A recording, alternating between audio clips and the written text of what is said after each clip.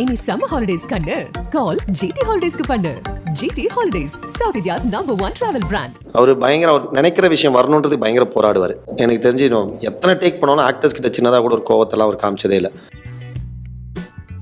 கொரியோகிராஃபராக life start பண்ணணும்னு ஆசைப்பட்டீங்களா? Fell into ஆக்ட்ரஸாக மாறினீங்களா? இல்லை, எங்கேயாச்சும் ஒரு சின்னதாச்சும் தெரிஞ்சிடணுன்ட்டு. கிரேட் இண்டியன் கிச்சன் அவரோட தான் அலாங் சைடாக பண்ணேன். ஸோ பயங்கர எக்ஸ்பீரியன்ஸ். இப்போ ட்ரெய்லரை பார்த்தோன்னே நிறைய பேர் கொஞ்சம் அப்படி இப்படின்னு திட்டுறாங்க. ஸோ அந்த மாதிரி விஷயங்கள்லாம் இருக்குது. என்னத்தல மாமா மச்சாட்டாலும் நாங்கள் பேசிக்கிறோம். சினிமா நேயர்களுக்கு வணக்கம். இந்த எபிசோட் ஆஃப் சினிமா கிடன் செலிபிரிட்டி கான்வர்சேஷன் ஒரு யங் வைப்ரண்ட் டீமோட தான் இந்த கான்வர்சேஷன் இருக்க போகுது. ஹாட்ஸ்பாட், இன்னைக்கு எல்லாருமே ஃபோன் எடுத்தால் ஹாட்ஸ்பாட்ன்ற ஒரு டேர்ம் அவ்வளோ வைப்ல இருக்க மாதிரி இங்கே இருக்கிற பர்சனாலிட்டிஸ் எல்லாருமே நீங்கள் பார்த்து என்டர்டைன் ஆகிற பர்சனாலிட்டிஸ் தான். வில் ஸ்டார்ட் ஃப்ரம் சுபாஷ். திட்டம் 2 ஒரு டிஃப்ரெண்ட் எலிமெண்ட்டான ஒரு ஸ்டோரியாக இருந்தது. ஆடியன்ஸில் இருக்கும் என்னடா படமாக இருக்க போகுதுன்னு யோசிச்ச எல்லாரையும் பார்க்க வச்ச ஒரு கண்டென்ட் ட்ரிவன் ஃபிலிமாக இருந்தது. And coming to same director, second film, என்ன மாதிரியான கான்டென்ட்ல சுபாஷை எக்ஸ்பெக்ட் பண்ணலாம் இந்த படத்தில்? ஏன்னா 4 கதைன்னு தெரியும். திட்டம் 2 வந்து டோட்டலாக வேற. ஸோ அதுலேருந்து இந்த கதை ஃபஸ்ட்டு அவர் சொல்லும் போதே எனக்கு வந்து இதை பண்ணோம் கண்டிப்பாக அப்படின்ற ஒரு ஜோனுக்கு நான் வந்துட்டேன். இது வந்து எனக்கு என்னோட இன்னொரு சைட் நான் எக்ஸ்ப்ளோர் பண்ணுறதுக்கு இன்னொரு சைட் வந்து எனக்கு ஹெல்ப் பண்ணுச்சு. அது வந்து நீங்கள் படம் பார்க்கும்போது உங்களுக்கு கண்டிப்பாக தெரியும். படத்தில் டைரக்டர் வேற ஆக்டிங் கேமியோலாம் வராருன்னு கேள்விப்பட்டேன். அது எந்த அளவுக்கு உண்மைன்னு தெரியல. படம் வேற பார்த்துருக்கீங்க. ஸோ எப்படி இருந்துச்சு ஒரு பெர்ஃபார்மராக ஒரு படத்தை பார்த்தோன்னே? How do you react? நான் ஆக்சுவலாக வந்து இதை வந்து தியேட்டரில் தான் வந்து அந்த எக்ஸ்பீரியன்ஸ் பண்ணணும்னு நான் நினச்சேன். ஆனால் அவர் விடலை. இது வந்து பாரு அப்படின்ற மாதிரி சொல்லி பார்க்க வச்சிட்டாரு. ஸோ எனக்கு நான் எக்ஸ்பீரியன்ஸ் பண்ணது வந்து நான் தனியாக பார்த்தேன். பார்த்துட்டு என்னோட கதை எனக்கு தெரியும், நான் ஷூட் பண்ணும்போது இது பண்ணியிருப்பேன். ஸோ மீதி 3த்தில் பார்க்குறப்போ எனக்கு இப்படிலாம் இவர் யோசிக்கிறாரா அப்படின்ற மாதிரி ஒரு ஜோன். யாருக்குமே யாருக்கிட்டையும் கதை சொல்லலைன்னு கேள்விப்பட்டேன். அப்படியா? ஏன்னா உங்களுக்கு கதை தெரியுமா அப்படிலாம் கேட்டுட்டு இருக்கீங்க.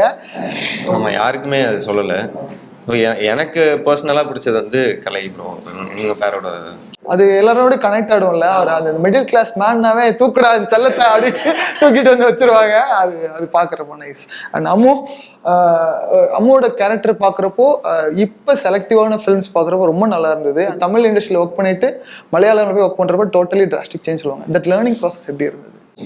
ரொம்ப இன்ட்ரெஸ்டிங்காக இருந்துச்சு. நான் எடுத்த உடனே சுராஜ் சார் இருப்பார்ல, கிரேட் இண்டியன் கிச்சன் அவரோட தான் அலாங் சைடாக பண்ணேன். ஸோ பயங்கர எக்ஸ்பீரியன்ஸ். அவங்க வந்து இப்படின்னா என்னென்னமோ பேசி டப்புன்னு முடிச்சிருவாங்க. நமக்கு வந்து அந்த லாங்குவேஜ் லேர்ன் பண்ணவே டஃப்பாக இருந்தது. But it was nice, interesting. பக்கத்தில் சீனியர் ஆக்டர் இருக்காரு மலையாளத்தில். Okay, nice. And coming to you Sophie, ரொம்ப நாள் படத்தெல்லாம் பார்க்கல. எகெயின் அட்டகத்துக்கு அப்புறம் இப்போ தான் அது ஒரு நோட்டபுளாக இருக்க போதும் அப்படின்னு ஒரு எக்ஸைட்மெண்ட் இருக்குது. அதுவும் especially family woman.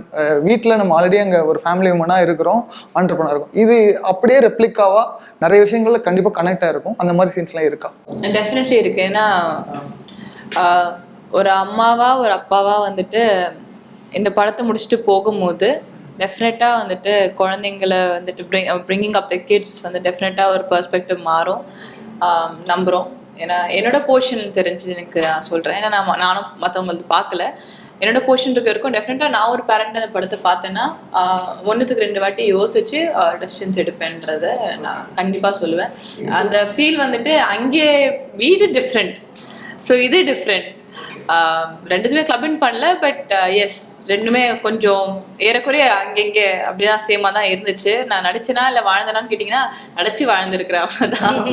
Coming to CCL man, practice session, star bowler, star allrounder, அதுதான் கரெக்டுன்னு நினைக்கிறேன். அண்ட் அதே உண்மையாகவே கேட்குறேன், ஆன் த சீரியஸ் நோட், எப்படி உங்கள் கால் ஷீட் எப்படி கிடைக்குது? எப்படி டைமுக்கு இன்டர்வியூக்கெலாம் வந்திருக்கீங்க? சும்மா ஓட்டாதீங்க. And on the serious note, ஒரு பக்கம் பார்த்தா கிரிக்கெட், இன்னொரு பக்கம் பார்த்தா ஃபிலிம், இன்னொரு பக்கம் பார்த்தா செங்கல மாதிரி ஒரு சீரீஸ், ஐ மீன் சேரன் சார் ஜேர்னி, எல்லா விதத்துலையும் என்னோட என்ன சொல்றது, என்னோட இன்புட் இருந்துகிட்டே இருக்கணுங்கிறதுல ரொம்ப செக்ரிகேட்டிவாக தெளிவாக பண்ணுற ஒரு பர்சன் தான். ஏன்னா அன்புனா இங்கே வெறும் கேரக்டர் ஆர்டிஸ்ட் அப்படின்றதெல்லாம் தாண்டி பர்காவில் ஒரு சூப்பரான ஒரு பெர்ஃபார்மராக அவர்கள் பார்த்தோம். அண்ட் எபவுட் ஹாட்ஸ்பாட்டில் ஒரு ஆட்டோ டிரைவர். ஏன்னா நாங்கள் பார்த்த ஆட்டோ மாடிக்கு படுத்த சூப்பர் ஸ்டாரு, அப்புறம் ஆட்டோ சங்கரு, இப்படி வச்சுக்கலாம். அடுத்து ஆட்டோ கலை. இல்லை, இது வந்து அதான் இப்போ ட்ரெய்லரை பார்த்தோன்னே நிறைய பேர் கொஞ்சம் அப்படி இப்படின்னு திட்டுறாங்க. ஸோ அந்த மாதிரி விஷயங்கள்லாம் இருக்குது. பட் நீங்கள் சொன்ன மாதிரி எனக்கும் மற்ற போர்ஷன்ஸ் தெரியாது. பட் ஆனால் ஃபுல்லாக இது விக்னேஷ் மேலே இருக்க ஒரு ட்ரஸ்ட்டு தான். ஏன்னா விக்னேஷோட யோஷம் ஃபுல்லி நம்ம பார்த்துருப்போம். அது வந்து ஆரம்பிக்கும் போது ரொம்ப தப்பான ஒரு படம் மாதிரி ஆரம்பிக்கும். பட் அது முடியும் போது எவ்வளோ இம்பார்ட்டன்ட் விஷயம் டிஸ்கஸ் பண்ணிச்சு அந்த பார்க்க ஆரம்பிக்கும் போது இருந்த பெர்ஸ்பெக்டிவ் வந்து முடியும் போது எல்லாருக்குமே மாற்றிருக்கும். ஸோ அந்த மாதிரி தான் இந்த படத்தையும் அவர் அப்ரோச் பண்ணியிருப்பாரு நான் நம்புகிறேன் முழுமையாக. கண்டிப்பாக இப்போ ட்ரெய்லரில் இருந்த மாதிரி அவ்வளோ டேரெக்டாக எந்த ஃபிலிமும் இருக்காது. ஸோ இது வந்து கண்டிப்பாக எல்லா ஏஜ் கேட்டகரியுமே அவங்கள ரிலேட் பண்ணிக்கிறது இல்லைனா வந்து முக்கியமான சில விஷயங்களை டிஸ்கஸ் பண்ணுற ஒரு படமாக தான் இருக்கும். என்னோடய பொசிஷன் எனக்கு பர்சனலாக தெரியும். என்னோடய பொசிஷன் அது ரொம்ப உண்மையாக ரொம்ப ஒரு முக்கியமான ஒரு டாப்பிக்கை தான் டிஸ்கஸ் பண்ணியிருக்குது. ஸோ கண்டிப்பாக அது சென்சிபிளாக ஹேண்டில் பண்ணியிருக்காரு. கொஞ்சம் எமோஷ்னலாகவும் இருக்கும். மற்ற பொசிஷன்ஸும் ரொம்ப நல்லாயிருக்கு எல்லோரும் பார்த்தவங்களாம் சொன்னாங்கன்னு சொல்லிட்டு சொன்னாங்க. அம்மு அபிராமி, சுபாஷ், ஜனனி. ஏன்னா 4 கதை இல்லையா, 4 கதையிலையும் 4 பேரோட லைஃப் ஸ்டைலும் எம்எஸ் பாஸ்கர், ஆதித்யாவோட கதை எல்லாமே, சாண்டி மச்சான் வேற இருக்கான். ஆமாம், அவங்க கதையும் ரொம்ப நல்லா இருக்கு. எல்லா கதையுமே அதோட இயல்புத்தன்மையில் சூப்பராக இருக்குன்னு தான் சொன்னாங்க. ஸோ நானும் பயங்கர எக்ஸைட்டட் பார்க்குறதுக்கு பார்ப்போம். Waiting for that. And about voice ஆக்டரை பற்றி பேசலாம். கலையரசன் இது வரைக்கும் அதை நான் பெருசாக யாருமே ரெஜிஸ்டர் பண்ண நினைக்கிறேன். மாதுர் மிட்டலுக்கு மார்லி டெண்டரில் நீங்கள் வாய்ஸ் கொடுத்ததா? ஸோ அந்த ஒர்க் டெஃபினட்டாக சொல்கிறேன், வேர்ல்டு வைடு இருக்க கிரிக்கெட் ஃபேன்ஸ் எல்லாரும் especially Tamil audience they enjoyed the film. ஏன்னா ஒரு ரூட்டாக ஒரு லைஃப் ஸ்டோரி எடுத்துகிட்டு போயிட்டு அதை ரெஜிஸ்டர் பண்ணுறப்போ முரளி சார் எப்படி பேசுவார், முரளி சார் எல்லாரும் ஆக்டிங்கை பற்றி சொல்லுவாங்க. கஷ்டப்பட்டாங்க நீங்கள் வேற. Tell us about the voice acting process. ஏன்னா அதுதான் இல்லை எனக்கு அதான் நான் அதுக்கு முன்னாடி பேட்டையில் நவாஸ் சாருக்கு பேசினேன். இப்போ கார்த்திக் சார் தான் கூப்பிட்டு பண்ண சொன்னார், பண்ணோம். அப்போ நான் 2 ஏஜ் கேட்டகரியுமே பண்ணோம். அதுக்கப்புறம் சில பொசிஷன்ஸ் யூஸ் பண்ணாங்க. கொஞ்சம் வந்து கார்த்திக் சாரும் பேசியிருந்தார். ஸோ இதுக்கு வந்து அதுக்கப்புறம் நான் பெருசாக பண்ணல. ஏன்னா வந்து நம்ம நடிக்கிற படத்துக்கு போய் டப்பிங் பண்ணுறது எவ்வளோ கஷ்டம் நமக்கு தெரியும். ஸோ மற்ற படத்துக்கு இது வந்து திடீர்னு நம்ம வெங்கடேஷ்னு ஒரு அண்ணன் ஒரு ஸ்ரீபதி சார்கிட்ட அசிஸ்டண்டாக இருக்கார், அவர் தெரியும். அப்போது நிறைய பேர் இதை ட்ரை பண்ணி ஸோ இது பண்ணோன்னே இது கொஞ்சம் பர்ஃபார்மன்ஸ் ஓரியன்டாக பண்ணோம், இதை தன்மையை புரிஞ்சிக்கணும்னு சொல்லிட்டு எனக்கு கூப்பிட்டு சும்மா போய் ஒரு 3 சீன் டெஸ்ட் பண்ணிட்டு வந்தேன். எனக்கும் பயங்கர சேலஞ்சிங்காக தான் இருந்தது பண்ணேன். ஏன்னா அவர் வந்து லாங்குவேஜ் தெரியாதவர். அவர் Hindi actor as well as வந்து இலங்கை தமிழ் பேசியிருக்காரு. ஸோ அது வந்து கொஞ்சம் ஒரு கேப் விட்டு கொஞ்சம் நல்லா நடிச்சும் இருந்தார் சூப்பராக. ஸோ அப்படி இருக்கும்போது எனக்கு அதை திரும்ப அதை ரிப்பீட் பண்ணுறது பயங்கர ரீப்ரொடியூஸ் பண்ணுறது கஷ்டமாக இருந்தது. ஏன்னா நான் அதிகமாக தெரிஞ்சு நான் டப்பிங் பண்ணது 800 தான் அது. பட் ஆனால் பயங்கர இன்ட்ரெஸ்டிங். அதே எனக்கு பாரின்னு சொல்லிட்டு அந்த சவுண்ட் இன்ஜினியர் ஒருத்தர் இருக்கார். ஸோ 4 ஃப்ரேம்ஸில். ஸோ அவர் வந்து பயங்கர அவர் சில அவர் எப்படின்னா டேரக்டர்ஸ் வந்து அவர் டேட்ஸ்க்காக வெயிட் பண்ணுவாங்க. So it's an amazing sound engineer. So அவர் விட்டு அவர் வந்து கொஞ்சம் சில இன்புட்ஸும் நம்ம டிஸ்கஷன் பண்ணி அதை பண்ணோம். ஸோ அது பயங்கர சேலஞ்சிங்காக தான் நல்லாவும் இருந்தது. ஒரு நல்ல லேர்னிங் ப்ராசஸ். சிசிஎல் பெர்ஃபார்மர் பற்றி பேசுவோம், அது வரலாம். கிரிக்கெட் லவ் அவள் தான் பிடிக்கும். சிசிஎல் பர்ஃபார்மன்ஸ் நான் தான் உரிச்சாங்க என் போலிங்க பர்ஃபார்மன்ஸ். நெக்ஸ்ட் இயர்லாம் சிசிஎல் போகிறதா இருந்தால் அதான் சொல்லிட்டேன், mentally as well as physically ஸ்கில்ஃபுல்லாக பக்காவாக ரெடியானால் போகலாம். இல்லைனா வந்து ஏன்னா இப்போ லெவல் ஆஃப் கிரிக்கெட் அங்கே எங்கேயோ போயிடுச்சு. வந்து அவ்வளோ உயிரை கொடுத்து ஆடுறாங்க. நம்ம போயிட்டு பாதி பேர் இப்படி வந்து புஸ்குன்னு 2 பால் கால் நொண்டின்னு தான் இருக்கும் நம்ம டீம் ஃபுல்லாக. ஸோ அதனால் நெக்ஸ்ட் இயர் கொஞ்சம் ப்ரிப்பேர்டாக போகணும் ஆடுறதா இருந்தால். அம்முவோட ரீசன்ட் ரிலீஸ் எல்லாருமே நோட்டபுளாக ரிவ்யூவில் சொன்னாங்க, அம்மு அபிராமியோட பெர்ஃபார்மன்ஸ் அவ்வளோ நல்லா இருந்தது, ரொம்ப அழகாக நல்லா பண்ணியிருந்தாங்க அப்படின்ட்டு. ஒரு ஃபில்மோட கிரிட்டிக்கலி அக்ளைம்டு ஃபில்மாக பார்த்து சூஸ் பண்ணி நடிக்கிறது பெரிய விஷயமா, இல்லை கமர்ஷியல் ஃபில்மில் I should be part of it அப்படிங்கிறது 2 கேட்டகரி இருக்குல்ல அஸ் அன் ஆக்ட்ரஸ். ஸோ அது how hard it is to pick? எனக்கு அப்படி பிரிக்காமல் என்னோட ரோல் நல்லா இருக்கான்னு மட்டும்தான் பார்க்குறேன். அது கிரிட்டிக்கலி அக்ளைம்ட் ஆனாலும் சந்தோஷம், கமர்ஷியலி ஹிட் ஆனாலும் சந்தோஷம். இப்போது என்னென்னா I wanted a bridge. Commercial படத்தில் ஒரு பர்ஃபார்மன்ஸ் ரோல் இருக்குமா அப்படின்னு நான் வெயிட் பண்ணி பார்த்தேன். எனக்கு இன்னும் அன்ஃபார்ச்சுனேட்லி அந்த பிரிட்ஜ் இன்னும் ஜாயின் ஆகாத மாதிரியே எனக்குள்ள ஒரு வாய்ட் இருக்குது. ஸோ அதனால் நான் கொஞ்சம் நல்ல கதைகளில் என்னோட ரோல் நல்லா இருக்குன்னா அதை நான் மிஸ் பண்ணாமல் பண்ணிடுறேன், அவ்வளோதான். ஏன்னா ஃபிலிம் நம்பர்ஸ் பார்க்குறப்போ ஃப்ரீக்வெண்ட்டாக வந்துகிட்டே இருக்கும். ஆனால் இங்கே கமர்ஷியல் பார்த்து எடுத்தோம்னா இன்னும் அதோட ரீச் வேறையாக இருக்கும். இப்போ எக்ஸாம்பிளுக்கு ஒரு ரொமான்டிக் ரோல் ஏன்னா அம்மு அபிராமி பார்க்குறப்போ ஒரு நல்ல ஒரு லவ் ஃபிலிம், லவர் மாதிரியான ஒரு ஃபிலிமில் பிளேஸ் பண்ணி பார்க்கலான்னு ஒரு ஆசை இருக்கும் ஆடியன்ஸ்க்கு. அந்த மாதிரி கதைகள் வர்றது இல்லையா, இல்லை அது பண்ணுறது இல்லையா? இல்லை, இன்னும் வரலை. So I'm waiting. தெலுங்கு மலையாளமில் வருது எனக்கு. ஸோ அங்கே நான் வந்து இப்போது ஃபுல் ஆன் லீட் ஆக்ட்ரஸாக பண்ணிகிட்ருக்கேன். ஸோ தமிழில் இன்னும் I'm waiting for that good opportunity. இன்னும் அது ப்ராசஸ் இருக்குது, வெயிட் பண்ண வேண்டிய சூழல் தான் இருக்குது. எவ்ரிடே இஸ் லேர்னிங் திங் தான். ஒரு நாள் இப்போது முன்ன மாதிரி கிடையாது. இப்போ வந்து ஒருத்தவங்க ஸ்டார்னா அவங்க ஸ்டார் அப்படி இல்லை. நல்ல கதைகள், நல்ல ஆக்டர்ஸ், அவ்வளோதான். எல்லாருக்குமே இப்போ ரெகக்னிஷன் கிடைக்குது. ஒரு படத்தில் ஹீரோக்கு தான் அப்படின்னு இல்லை, ஒரு சீன் வந்தவங்க கூட ஸ்கோர் பண்ணிட்டு போயிடுவாங்க. ஸோ இப்போ அந்த மாதிரியான மைண்ட் செட்டே மாறிடுச்சு. நம்ம லீடாக தான் பண்ணுவோம் அதெல்லாம் கிடையாது. நல்ல படத்தில் நம்ம பார்ட்டாக இருந்தோம்னா வெரி ஹாப்பி. ஸோ எனக்கு அந்த அண்டர்ஸ்டாண்டிங் இருக்குது. நம்மள ஒரு ஒரு சைல்டு ஆர்டிஸ்டாக பார்க்குறவங்க அப்படின்னா அவங்க அந்த கேட்டகரி எல்லாம் உடச்சிட்டு வேற ஒரு இமேஜ் கொடுக்கணும். It's like kind of second இன்னிங்ஸ்னு சொல்லி நான் மகேந்திரன்லாம் சொல்லி கேள்விப்பட்டிருக்கேன். சேம் சினாரியோ லைக் யூ அப்படிதானா? ஆமாம், இன்ஃபேக்ட் நான் சைல்டு ஆர்டிஸ்டே கிடையாது, ஆனால் அந்த மாதிரி ஃபார்ம் ஆகிட்டேன். பிகாஸ் அதில் ஸ்கூல் யூனிஃபார்ம் போட்டனால அப்படி ஃபார்ம் ஆகிட்டேன். பட் எஸ், நம்ம ஆடியன்ஸ் வந்து அந்த மாதிரி ஒன்ஸ் பார்த்து ஃபிக்ஸ் ஆகிட்டாங்கன்னா அதிலே தான் பார்ப்பாங்க. மெயினாக இண்டஸ்ட்ரியிலையும் கொஞ்சம் பேர் அப்படியே ஃபிக்ஸ் ஆகிடுறாங்க. சின்ன பொண்ணு அப்போ 16 வயசு, இப்போ 24 வயசு. இன்னும் பாதி பேர் என்னை வந்து உங்களை நேரில் பார்க்கணும், ஏன்னா நீங்கள் இவ்வளோ பெருசாக வளர்ந்துட்டீங்க, ஏங்க நான் வளராமல் இருப்பேன், அந்த மாதிரிலாம் நடந்திருக்கு. So it is quite difficult to break that stereotype. But ஆனால் இப்போ கொஞ்சம் மாறுது இண்டஸ்ட்ரி, அதனால் ஓகே. எஸ்பெஷலி இந்த டெலிவிஷனோட பூம் அது அபிராமி இன்னும் வைடாக ரீச் பண்ண வச்சிருக்கு. நான் பேசினேன் இன்ட்ரோடக்ஷன் பண்ணும்போது தட் குக் வித் கோமாளியோட ஃபேம் அது ஒரு அசின் ஆக்டருக்கு அது எவ்வளோ ஹெல்ப்ஃபுல்லாக இருக்குது. எனக்கு personally it help me allot. இன்னும் கொஞ்சம் இன்டீரியரில் இருக்கிறவங்க, வேணா குக்குத் கோமாளி பார்க்காதவங்க இல்லை, எனக்கு தெரிஞ்ச வரைக்கும் நான் பார்த்த வரைக்கும் கிராமத்தில் ஷூட் பண்ணால் கூட குக்குத் கோமாளி அப்படின்னு தான் அட்ரஸ் பண்ணுறாங்க. அசுரன், குக்குத் கோமாளி, இந்த 2 தான். ஸோ அந்த ஒரு வகையில் வந்து after lockdown it help me to refurbish my name. எல்லாமே இண்டஸ்ட்ரியே டவுனாக இருக்கும் போது டக்குன்னு நம்ம இருக்கோம், வி ஆர் ஸ்டில் தேர் இந்த இண்டஸ்ட்ரின்ற மாதிரி it help out for me, it work out for me. 10 வயசுல ஷார்ட் ஃபிலிம் அதுவும் வீட்டில் அப்பாவே ப்ரொடியூஸ் பண்ணுறாரு அப்படிங்கிறப்போ ஒரு ஆக்டராக நமக்கு அந்த டைமில் ஆக்டிங்லாம் நமக்கு வருமானே தெரியாது. So being a short film பெர்ஃபார்மராக இருந்துட்டு ஒரு ஃபிலிம் தான் இதை தான் பர்சூ, இதை தான் பேஷன், அது ட்ரைவ் பண்ணி கொண்டு வரதுக்கு எவ்வளோ டைம் எடுத்தது? ஏன்னா ஜென்ரலி பொண்ணுங்களும் கஷ்டப்படுறாங்க, ஜென்டர் பேஸ்டாக தாண்டி பசங்க இன்னும் அதிகமாக அதுக்கான ஆப்பர்ச்சுனிட்டி பிக் பண்ணுறது கஷ்டம். Tell us about. இல்லை, ஆக்சுவலாக வந்து அந்த ஷார்ட் ஃபிலிம் எடுத்ததுக்கான ரீசனே வந்து அப்பா பார்த்துட்டு எனக்கு அதில் இன்ட்ரெஸ்ட் கொஞ்சம் இருந்துச்சு. சின்ன வயசுலேயே படம் பார்த்துட்டு அப்படியே டிவி முன்னாடியே உட்காந்துட்டு ஏதாவது ஒன்று சும்மா பண்ணிருப்பேன். நான் உங்கள் தேவா தம்பி பாட்டு பாட அதெல்லாம் பண்ணிடுவேன் சும்மா ஏதாவது. ஸோ அதனால் அதை அப்பா பார்த்துட்டு ஏதாவது ஒன்று பண்ணணும் அப்படின்னு அவரே ட்ரை பண்ணி ஃபிலிம் இன்ஸ்டியூட் இதுக்கெலாம் போய் அங்கே இருக்கிற டேரக்டர்ஸ் அப்ரோச் பண்ணி சும்மா ஷார்ட் ஃபிலிம் எடுக்கலாம் அப்படின்னு கேட்டு அவர் பண்ணது தான் அது. ஸோ அது எனக்கு வந்து ஸ்கூலில் அந்த டைமில் பண்ணதுனால எனக்கு அது ஆழமாக பதிஞ்சிருச்சு. ஓகே, ஷூட்னா இப்படி தான் இருக்கும், சினிமானா இப்படி தான் இருக்கும். ஸோ அது அப்போதுலேருந்தே ஒரு ஆசை க்ரியேட் ஆகிடுச்சு. ஸோ அதுலேருந்து இதை தான் பண்ண போகிறோன்றது அப்போயே டிசைட் பண்ணிட்டேன். ஆனால் அப்படியே இன்ஜினியரிங் அது இதுன்னு போய் சுற்றிட்டு திரும்பி இங்கே தான் வந்திருக்கேன். இந்த மாதிரி ஆப்பர்ச்சுனிட்டி பிடிக்கிறதுக்கு எவ்வளோ டைம் எடுத்தது? இல்லை, அது வந்து ஒரு 2 இயர்ஸ் வந்து யூடியூப்பில் ஒரு சேனலில் ஒர்க் பண்ணிருந்தேன். ஸோ அதுக்கு முன்னாடி சின்ன சின்ன ஷார்ட் ஃபிலிம்ஸ் அதெல்லாம் பண்ணிருந்தேன். ஒரு 2-3 இயர்ஸ் கழிச்சு தான் இந்த ஆடிஷன் மூலிமா தான் வந்துச்சு இந்த திட்டம் 2. ஸோ அப்படி தான் is working with the same director again. அதுவே பெரிய விஷயம். அதுதான் ஒரு பெர்ஃபார்மருக்கு அவங்க ஒர்க்கை வேல்யூ பண்ணுறாங்கன்ற அர்த்தமாக இருக்கு. அது எனக்கும் அவர் வந்து அதுக்கான ஸ்பேஸ் கொடுத்துருவாரு. இதில் வந்து எந்த இதுவும் அவர் சொல்ல மாட்டார், நீயே பண்ணு அப்படின்ற மாதிரி தான் அவர் ஒரு ஸ்பேஸ் கொடுப்பாரு.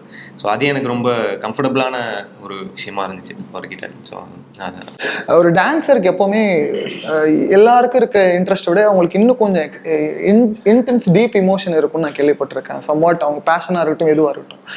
அசின் கொரியோகிராஃபராக லைஃப் ஸ்டார்ட் பண்ணணும்னு ஆசைப்பட்டீங்களா? Fell into ஆக்ட்ரஸாக மாறினீங்களா? நான் சின்ன வயசுலேருந்து ட்ரை பண்ணிட்டு மூவியில் எங்கேயாச்சும் ஒரு சின்னதாச்சும் தெரிஞ்சிடணுன்ட்டு. அதுக்கு அப்பா அம்மா ரொம்ப கஷ்டப்பட்டாங்க ஆக்சுவலி. ரமணா, நித்து, இந்த மாதிரிலாம் சின்ன சைல்டு ஆர்டிஸ்டாக நான் ஆரம்பிச்சது. எனக்கு தெரிஞ்சு நான் ஃபர்ஸ்ட் ஸ்டாண்டர்ட்லேருந்து இந்த ஃபீல்டில் தான் இருக்கேன். பட் இப்போ தான் தெரிய வருது. அதுக்கான ஒரு பிளாட்ஃபார்ம் கிரியேட் பண்ணி கொடுத்தது தான் என்னோட டான்ஸ். அந்த ஸ்டேஜ் ஷோஸ் பண்ணி அதுக்கப்புறம் I was called in to ஜோடி நம்பர் 1 விஜய் டிவியில். ஸோ அப்போ தான் எனக்கு தெரிய வந்தது நான் இப்படி இருக்கிறேன்னு சொல்லி. ஒரு 16-17 இயர்ஸில் இத்தனை வருஷம் நான் கஷ்டப்பட்டு தெரிஞ்ச ஒரு பிளாட்ஃபார்ம் தான் அந்த விஜய் டிவி. ஸோ அதுக்கப்புறம் கொஞ்சம் மாடலிங் பண்ணிட்டு இருந்தேன், ஆட் சூஸ் பண்ணிட்டு இருந்தேன். தென் ஐ காட் மேரிட். அப்போ ஒரு பிரேக். அதுக்கப்புறம் பாப்பா வந்துட்டான், அதுக்கப்புறம் ஒரு பிரேக். ஸோ இத்தனை நாளைக்கு அப்புறம் லக்ஷ்மி ஒன்று வந்தது, லக்ஷ்மி படம் வந்தது பிரபுதேவா சார் கூட. ஸோ அதுக்கப்புறம் பிரேக் வரும்னு பார்த்தேன். அதுக்கப்புறம் நான் பிரேக் எடுத்துட்டேன், ஏன்னா பாப்பா பார்த்துக்கணுன்றதுனால. ஸோ நான் இப்போ வந்துட்டு he is settle and I am also settle. Like he is 6 years now. So he knows what and what. அதனால இப்போ I am coming for work again. So இது ரொம்ப பெரிய வருஷத்துக்கு அப்புறம் ஒரு ஃபர்ஸ்ட் பிரேக் இது. So I just hope it works well. Really நீங்கள் சொல்லும் போது இந்த ஜேர்னி ரொம்ப சிம்பிளாக இருக்குன்னு நீங்கள் நினைக்கலாம். ஆனால் உள்ள அதை யோசிக்கிறப்போ நிறைய கஷ்டங்கள், நிறைய லைக் லிட்டரலி நான் டிவிலாம் பார்க்குறதுலாம் கூட ஆஃப் பண்ணிட்டேன். ஏன்னா தெரியும் இல்லையா அவ்வளோ கஷ்டப்பட்டு இருக்கோம். பட் ஏதாவது ஒரு விஷயத்துல நம்ம பின்னாடியே இருக்கிறோம், இன்னும் நம்ம முன்னாடி வர மாட்டோம். பிகாஸ் ஐ நோ ஒரு விஷயம் இல்லை நம்ம கிட்ட அப்படின்னா நம்மளுக்கு தெரிஞ்சிடும் it's not gonna work out it. But இருக்குது, பட் அது கரெக்டான பிளாட்ஃபார்ம் கிடைக்கல அப்படின்ற போது நிறைய பேர் லெட் டவுன் பண்ணிடுறாங்க. But you have to wait and keep on believe in yourself. Time எடுத்தாலுமே கண்டிப்பாக எங்கேயாவது ஒரு விஷயத்துல யாராவது ஒருத்தங்க கண்டிப்பாக ஹெல்ப் பண்ண வருவாங்க. அதுக்கான ஒரு பாயிண்ட்டுக்கு you just have to wait. Great. And அதே சமயம் சைடாக நீங்கள் நிறைய பிஸ்னஸ் பண்ணுறீங்க, ஆண்டர்பிரனர் டூ. எதுவுமே பண்ணாமல சார், எல்லாமே பண்ணியிருக்கேன். சும்மா இருக்க பிடிக்காது எனக்கு, ஏதாச்சும் ஒர்க் பண்ணிட்டே இருக்கணும், அவ்வளோதான். ட்வின் சிஸ்டர் அவங்க எப்படி இருக்காங்க? ட்வின் சிஸ்டர்ல அவங்க எங்க அக்கா, என்னோட 1 வருஷம் பெரியவங்க. இல்லை, நாங்கள் அட்டகத்தில் ட்வின் சிஸ்டராக பார்த்ததுனால அவங்க வேற மாதிரி மாறிட்டாங்க, நாங்க வேற மாதிரி ஆயிட்டோம். ஸோ ஷீ இஸ் லைக் பக்கா ஹவுஸ் ஒய்ஃப் இப்போ. ஓகே வித் ஹிம் அகைன் ஒரு ப்ராஜெக்ட்ல. இல்ல, அப்போ ஐ வாஸ் இன் ஸ்கூலிங், ஓகேவா? அப்போ வந்துட்டு நான் 11th ஸ்டாண்டர்ட் படிச்சுட்டு இருந்தேன். சார் கூட எனக்கு காம்பினேஷன் இல்ல, அப்போ காம்பினேஷன் கிடையாது. பட் அந்த ஃபிலிம்ல இவரும் ஒரு ஆக்டர், கொலீக், அவ்வளவுதான். அப்போ நம்ம ஹாய் பை கூட சொன்னது கிடையாது. இந்த படத்துல தான் வந்து என்னத்தல மாமா மச்சான் நாங்க பேசிக்கிறோம். ஸோ அப்போ இட் வாஸ் டோட்டலி டிஃப்ரெண்ட். படத்துக்கு புதுசு, ஃபீல்டுக்கு புதுசு. பட் சார் கூட இப்போ வந்துட்டு பயங்கர செல்லாம். வாழை அண்ட் எஸ்பெஷலி திருநெல்வேலி சரௌண்டிங்கில் இருக்க கதையாக தான் இருக்க போகுது. இங்கே கலையோட பெர்ஃபார்மன்ஸில், ஏன்னா ஒரு ஸ்பாட்டில் ஒரு அக்ரஷன் ஒன்று இருக்குன்னு கேள்விப்பட்டிருக்கோம். அப்போ அதுக்கு அடாப்ட் பண்ணுற ப்ராசஸ், அந்த கேரக்டரோட இன்டென்ஸ் பற்றி தெரிஞ்சுக்கலாமா? இல்லை, எனக்கு ஒரு எல்லாருமே சொன்னாங்க, எல்லா படமும் ஒரு லேர்னிங் ப்ராசஸ் தான். ஸோ வந்து நம்ம ஒரு டேரக்டர்ஸ் கிட்ட நான் எப்போவுமே கம்ப்ளீட்டாக ஐ பிலீவ் த டேரக்டர்ஸ் நம்ம அவங்ககிட்ட ஒப்படைச்சிறது நல்லது. ஸோ ஒரு ஆக்டராக மேபி நம்ம சின்ன சின்ன நுவான்சஸ் சின்னது ஒர்க் பண்ணலாம், இல்லை அது எப்படி நம்ம ஒரே மாதிரி இருந்துடக்கூடாது ஆக்டிங்கிறதுக்காக சின்ன ஒர்க் பண்ணுவோம். பட் ஸ்டில் அதுக்கேற்ற நம்ம டேரக்டர் சூஸ் பண்ணிட்டோம், இல்லை டேரக்டர் நம்மளை சூஸ் பண்ணுறாரு, கரெக்ட் பண்ணுறாருன்னா அவங்ககிட்ட நம்ம கொடுத்தல போதும். மாரியண்ணாவோட ஸ்டைல் வந்து பயங்கர சூப்பராக இருந்தது. அவர் நினைக்கிற விஷயம் வரணுன்றது பயங்கர போராடுவார். ஸோ அது வந்து அந்த ஃபைட் இருக்குல்ல அந்த ஷூட்டிங் ஸ்பாட்டில், ஏன்னா end of the day it's cinema, எல்லாமே இப்போ ரொம்ப எக்ஸ்ட்ரீம் ரியாலிஸ்டிக்காக பண்ண முடியாது. 99% க்ளோஸ் டு த ரியாலிட்டி பண்ணலாம். ஆனால் அவர் பார்த்தீங்கன்னா அது கொண்டு வரணுன்றதுக்காக அவர் படுற ஒரு ஃபைட்டு, அந்த மெனக்கட்டுறது வந்து பயங்கர நேர்மையாக இருக்கும், பயங்கரமாக ஃபைட் பண்ணுவார். அதே மாதிரி ஆக்டர்ஸ் கிட்ட அதை எனக்கு தெரிஞ்சிடும், எத்தனை டேக் பண்ணாலும் ஆக்டர்ஸ் கிட்ட சின்னதாக கூட ஒரு கோவத்தெல்லாம் அவர் காமிச்சதே இல்லை. ஒரு சீன்லாம் ஒரு ஆக்டர் பண்ணாங்க, ஒரு ஃபுல் டே ஷூட் பண்ணாங்க அந்த சீனை. But still you are so patient, வந்து பொறுமையாக வெயிட் பண்ணி, ஏன்னா அந்த நினச்ச சீன் வரணும்னு பரவாயில்ல முடியல, மறுநாள் அதை ஷூட் பண்ணாங்க. ஸோ அதனால் அவர் நினைக்கிற ஒரு கலையை, அவர் நினைக்கிற ஒரு விதத்தை, அவர் மக்களோட வாழ்க்கையை காட்டணுன்றதுக்காக அவர் படுற ஒரு ஃபைட்டு ரொம்ப ஜெனுவனாக அட்டன் பண்ணுவார் 100%. அதே மாதிரி நிறைய பேரோட லைஃப் வந்து நம்ம ஆன் த கோலை ரொம்ப அசால்ட்டாக கடந்து போயிடுவோம். பட் அவங்க இல்லைனா நம்ம லைஃப், இப்போ நம்ம சென்னையிலேயே இப்போ நிறைய பேர் நம்ம கவனிக்காத ஆட்கள் நிறைய பேர் இருப்பாங்க. பட் அவங்க யாருமே இல்லைனா நம்மளால் நிம்மதியாக வாழவே முடியாது. ஸோ அது மாதிரி generally over it can be துப்புரவு தொழிலாளர் இருக்கலாம், இது மாதிரி ஏதாவது ஒரு ப்ரொஃபஷன் சொல்கிறேன். ஸோ அந்த மாதிரி இதுவரையும் கவனிக்கப்படாத சில பேர் வாழ்க்கை, அது வந்து அவங்க படுற ஸ்ட்ரகிள், அவங்க பெயின் இருக்குல்ல, அதை வந்து எடுத்து இப்போ அங்கே உண்மையாகவே நடந்த ஒரு சம்பவம் அது. உங்களுக்கு ஐ திங்க் ஆனந்த விடன் was more close to மாரியண்ணா. ஸோ அவர் கேரியர் அங்கே தானே ஸ்டார்ட் பண்ணார். ஸோ அப்படி இருக்கும்போது அவங்க மக்களோட வாழ்க்கையை, அவங்களோட வலியை, அவங்களோட சந்தோஷத்தை, கொண்டாட்டத்தை பயங்கரமாக பேசுகிற ஒரு படமாக இருக்கும். சூப்பராக இருக்கும். பயங்கர ஒரு டிஃப்ரென்ஸ் எப்படி இருந்தது? நான் டைரக்டர் ரஞ்சித்துக்கும் மாரி செல்வராஜுக்கும் ஒர்க் பண்ணுற பேட்டர்ன் சொல்கிறேன். அஸ் அன் ஆக்டருக்கு எப்படி இருக்குது? எனக்கு அப்போ திருநெல்வேலின்றது புதுசு தானே. நம்ம சென்னை படங்கள் இந்த மாதிரி அப்படி தான். திருநெல்வேலி லாங்குவேஜ் புதுசு, பாடி லாங்குவேஜ் புதுசு. ஸோ அதெல்லாம் கொஞ்சம் அங்கே போய் அந்த ஊர் பசங்களோட இருந்தேன் நான் ஃபுல்லாக ஒரு 50-60 நாள். ஸோ அதனால் அவங்களோட தான் சுற்றுவேன், அவங்களோட தான் போவேன், அவங்கள தான் சில் பண்ணுவேன் ஜாலியாக. ஸோ அதனால் வந்து அது வந்து அந்த லாங்குவேஜை கற்றுக்கிறதுக்கு பயங்கர ஹெல்ப்ஃபுல்லாக இருந்தது. அது இல்லாமல் அந்த இப்போ வாழத்தோ இதில் வந்து தார் தூக்கிட்டு நடக்கிறோம், எதுவுமே சின்னதாக கூட சினிமாக்காக ஒரு மாற்றவே இல்லை. ரியலாக என்ன இருக்குமோ அதே தான், அப்படி தான் இருந்தோம். ஸோ நாங்கள் வந்து பார்த்தா நம்ம இதில் இவங்க நடிக்கிறாங்க, நிறைய திவ்யாவும் நடிச்சிருக்காங்க அதில். அப்போ அந்த குட்டி பசங்க அவங்க தான் மெயின், அம்மா கேரக்டர். யாருமே வந்து அங்கே ஒரு ஷூட்டிங் நடக்கிற ஃபீல், இந்த கத்துறது மைக்கில் வந்து எல்லாம் ரெடியாக செட் பண்ணிட்டீங்களா, எல்லாம் ரெடி பண்ணுற அந்த சவுண்டு தான் இருக்குமே தவிர, ஷூட் பண்ண எல்லாருமே அது பயங்கர லைஃபாக தான் இருக்கும், லைவாக தான் இருந்தது. அப்போ பார்த்தா கலையரசனே வந்து 100 நாள் வேலை திட்டத்தில் சேர்ந்துருக்காரு. கிட்டத்தட்ட அப்படிதான். ஆனால் நீங்கள் ஜென்ரலாக அந்த வேலை செய்கிறவங்க கூட தூக்குவாங்க, போய் இறக்குவாங்க, 2 ஹவர்ஸில் வேலை முடிஞ்சிடும். பட் சினிமாக்காக நம்ம சிலது பண்ணோம்ல, காலிலேருந்து சாயங்காலம் தூக்கிட்டே வரணும். ஸோ அது பயங்கர சூப்பர் எக்ஸ்பீரியன்ஸு, செம்ம லேர்னிங். மாரியானாவோட ஃபர்ஸ்ட் டைம் நான் ஒர்க் பண்ணுறேன். ஸோ அவரோட டேரக்ஷனில் ஒரு எப்படி சீன் அப்ரோச் பண்ணுறாரு, எப்படி ஆக்டிங் சொல்லி தராரு. ஸோ அதெல்லாம் பயங்கர ஹெல்ப்ஃபுல்லாக இருந்தது. அம்முக்கும் சேம் சினாரியோ. ஏன்னா நம்ம இங்கேருந்து டெலிவிஷன்லேருந்து போகிறோம் அப்படின்னா சினிமாவுக்கு வந்து இருக்கிறதுலே ரொம்ப டாப் லைனில் இருக்கிற டேரக்டர்ஸ் கூட ஒர்க் பண்ணுறது பெரிய ஆஸ்பைரிங்காக ட்ரீமாக இருக்கும். அது it happen for you Asuran. Vetrimaaran sir மாதிரியான டைரக்டர் வந்து நாவலில் இருக்கிற விஷயங்களை ரியாலிட்டியோட கனெக்ட் பண்ணி அது ஒரு லைவ்லியாக கொடுக்குற ஒரு மேக்கர். அந்த ஃபில்ம் மேக்கர் அவங்களோட ஒர்க் பண்ணுறப்போ, ஏன்னா நிறைய புக் படிக்கிற பர்சன், நிறைய புக் ரிவ்யூ சொல்கிற அபிராமிக்கு அங்கே அவரோட பேசுகிறப்போ புக் ரிலேட்டடான கனெக்ஷன்லாம் இருந்திருக்கா? இல்லை ஸ்பாட்டில் வந்து நான் சொல்லியிருந்த மாதிரி முன்னாடியே அசுரன் இன்டர்வியூஸ் பல ஆயிரம் கொடுத்தாச்சு. அதில் சொல்லியிருந்த மாதிரி வந்து இன்ட்ராக்ஷன்ஸ் பெருசாக இல்லை. பட் ரீசெண்டாக சார் ஏர்போர்ட்டில் பார்த்துருக்கோம். ஜென்ரலாக லைஃப் பற்றி ஒரு ப்ராஜெக்டை எப்படி வந்து நம்ம அப்ரோச் பண்ணலாம் அந்த மாதிரியான நார்மல் கான்வர்சேஷன் இருந்தது. அப்போ தான் அவரோட நான் கேஷுவலாகவே ஃபஸ்ட் டைம் பேசினேன் அத்தனை இயர்ஸ்க்கு அப்புறம். ஸோ அந்த மாதிரி தான். நீங்கள் அட்டகத்தில் நாங்கள் 2 பேரும் ஒர்க் பண்ணுவீங்களா? எங்கள் 2 பேருக்கு ஒரு ஒற்றுமை இருக்குன்னு கலாச்சிருக்காங்க. நீங்கள் நோட் பண்ணிருக்கீங்களான்னு தெரியல. Most number of on screen death வந்து பசங்களில் நான், பொண்ணுங்களில் இவங்க அப்படின்னு சொல்லிட்டு அதெல்லாம் பயங்கர ஃபன்னியாக இருக்கும் பார்க்கும்போது. அதான் அப்போ அம்மு பார்த்தா ஓகேப்பா நம்மளை மட்டும் தனியாக கலாய்க்கல, கூட ஒருத்தர் சேர்ந்து கலாய்க்கிறாங்க அப்படின்னு ஒரு சின்ன சந்தோஷம் தான். Thank you, love you too. And உங்கள் டீம் என்டையர் டீமுக்கு வாழ்த்துக்கள். அண்ட் ஆடியன்ஸ் எல்லாரும் வெயிட் பண்ணிட்டு இருக்காங்க. ஹாட்ஸ்பாட் வந்து மீன் மெட்டீரியல் கொடுத்துட்டோமோ? முதல் வாட்டி இன்டர்வியூல அந்த மாதிரி ஒன்று கேட்கல, நீங்க எடுத்து கொடுத்துட்டீங்க.